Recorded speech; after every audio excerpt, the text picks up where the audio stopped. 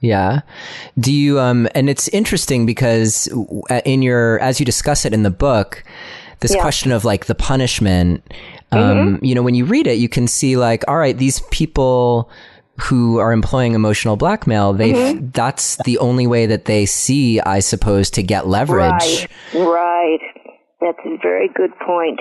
They don't have the repertoire of other responses to being turned down on something.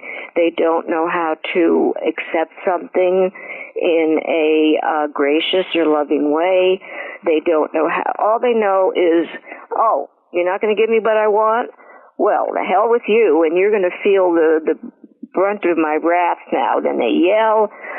They do everything they can that has worked for them in the past. They give or on the other side of the coin, they get the silent treatment. They sulk.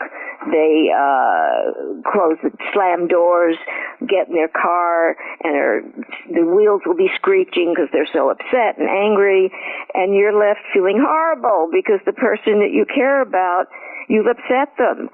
And so the next thing you find yourself doing is, okay, how do I make this okay? How do I make this panic inside of me go away? I mean, when we're being punished, we get scared. And we get that awful anxiety.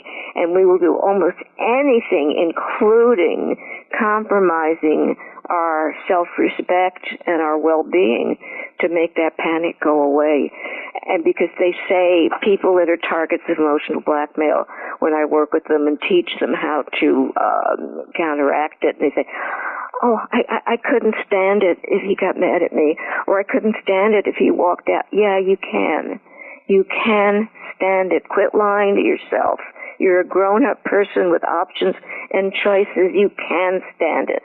And if the person you're dealing with is so unreasonable that they won't dialogue with you, communicate with you about, don't do it in the heat of the disagreement, but after things have calmed down a little bit, then you say, look, I need to talk to you about what happened yesterday because I'm feeling very upset and I don't want our relationship to go down this road anymore.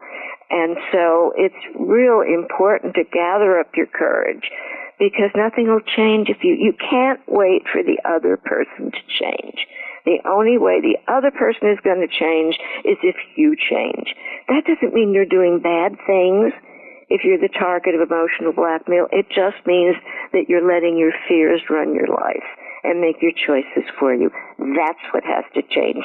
And you'd be amazed, Neil, you and your audience, you'd be amazed at what happens when you set your limits and boundaries, and it's not okay for you to treat me this way, and it's not acceptable for you to continually scare me and make me feel guilty because I didn't do something you wanted me to do.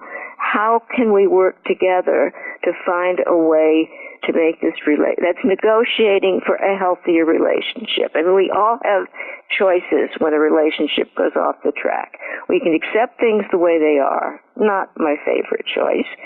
We can negotiate for a healthier relationship, and if the person that you're dealing with is rational, then that very well can be the best route. Or, worst comes to worst, you can end the relationship. There is no relationship that is worth your mental and emotional well-being. Yeah. And this stuff can wear you out. This stuff can grind you down so that you not lose, I always tell people, you don't lose, you misplace. Your dignity, your confidence, your self-respect, and a sense of your own courage. And if that's ground down and you get the sense that those things are in a Greyhound locker somewhere, then you're in trouble. And it may very well be that the person you're dealing with is not amenable to any kind of negotiation. And that's something you only know if you do the limit setting and the boundary setting and confront them honestly about what their behavior is doing to you.